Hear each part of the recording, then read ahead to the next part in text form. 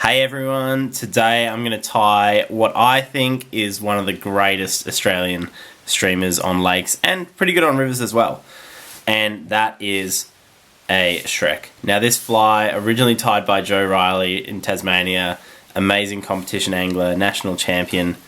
It's just a really good fly on any fishery where you have bait fish like Galaxia or you have damsels. So let's give it a tie. So we're tying with olive thread here. I've got a size 10 straight shank hook there, but this one's a Hanak 200.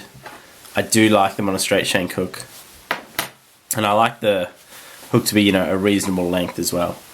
So olive thread there, gold bead, and we're just going to tie a tail out of olive marabou here.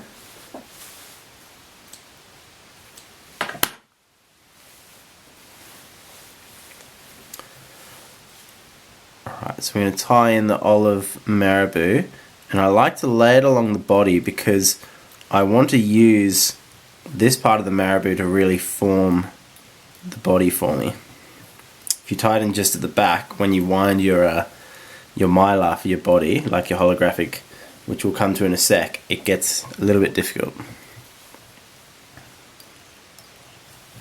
Right, pretty happy with that. I might trim the tail a little bit.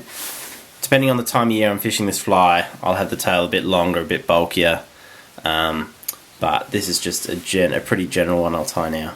So originally I think Joe had 2 strands of flash in the tail when he showed me how to tie it. He had 2 strands of gold. He always stressed just using like a Flashabou that is quite limp. You don't want anything that's too stiff. But I know lots of guys who tie it with pearl in the tail as well. You can tie a bit of red flash in the tail. You can really do whatever you want. I think the key for me with this pattern is that it has the 3 really good triggers in it, which is, well, it's olive marabou, it's an olive pattern, but it has the metallic green body, has a red rib, and then it has gold flash in the tail and the bead. Okay, so we're going to put in red wire rib here. I just lay that straight along the top, like so.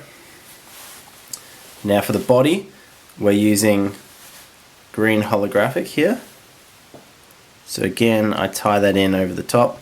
You can see how by tying the marabou in how I did and laying it along the body perfectly aligned with the bead, it's formed the it's formed the bulk and the taper that I want when I wind this holographic back through.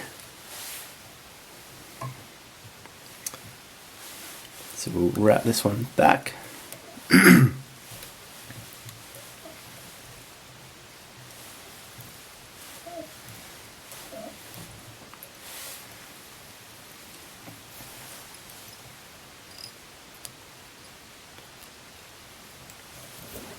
Trim this off.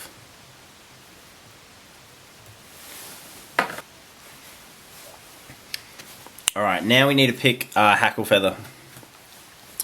So it's very important for this fly you use a dyed, well, you can use whatever you use, it needs to be hen for me. That's when you tie the hackle in, it does sweep back nicely over the fly when it's wet. If you have a cock hackle, it just sits up super rigid and the fibers don't really cloak the metallic body like you'd like, otherwise it's just a really bright fly. So I like to pick my feathers pretty much through the middle there. And whatever you do, you just want to make sure it's nice and soft. Really nice soft feather. Okay, now tying in the feather here.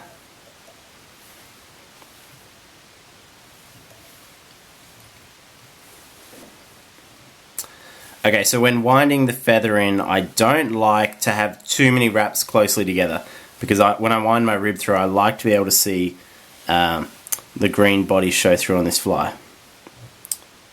So we'll start it by, I use Hackle pliers. Pretty much, I'll typically go almost, if I don't knock the camera there, 3 turns, like 1, 2, maybe 3 or 4. But essentially, just work back diagonally, like so, and you'll find when your feathers when your hackle's there and it gets wet, it sweeps over nicely and you get like a nice even kind of cloaking of the body. So I'll just keep him in place there. I hope that made sense. Now when you wind your wire through here, very important, you want to kind of, it's not the end of the world if you do actually lock down some of your fibers. That's just going to happen. And that's fine because, you know, part of this fly, what's nice about it is you have some of that metallic green kind of showing through. And then you have some feathers coming through over the top, so it's not the end of the world. But just to make sure you don't lock too many down, you can kind of just jiggle your wire through. And that way it avoids, you know, pulling and locking too many down at once.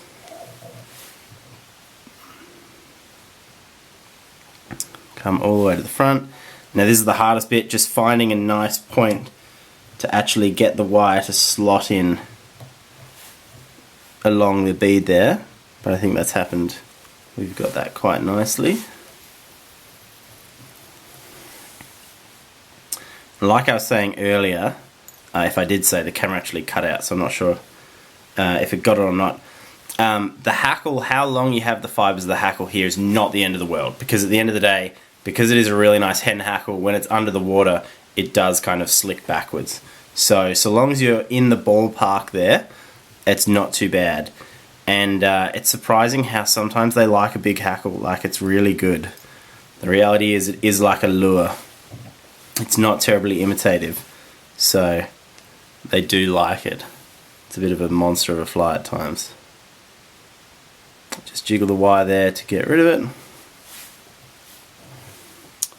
Put a couple more wraps around the front, and then some people hate this, but I just throw a couple of half hitches in there because I'm going to get a I'm going to grab a needle and just put a couple of dabs of super glue on the thread there. That'll hold the bead in, hold the thread, and it should keep my fly together really nicely. And there you go. That's a Shrek. Really, it's a little bit fiddly. Oh, actually, remember to snip this as well. The extra bit of hackle. A little bit fiddly, but it's so worth it. It's just got all the triggers there. It's got the red, it's got the metallic green, it's olive, and it's got the gold. So it's got all the trout colors. It catches me so many fish, and I hope it does for you as well. So thanks for watching. I'll catch you next video, guys.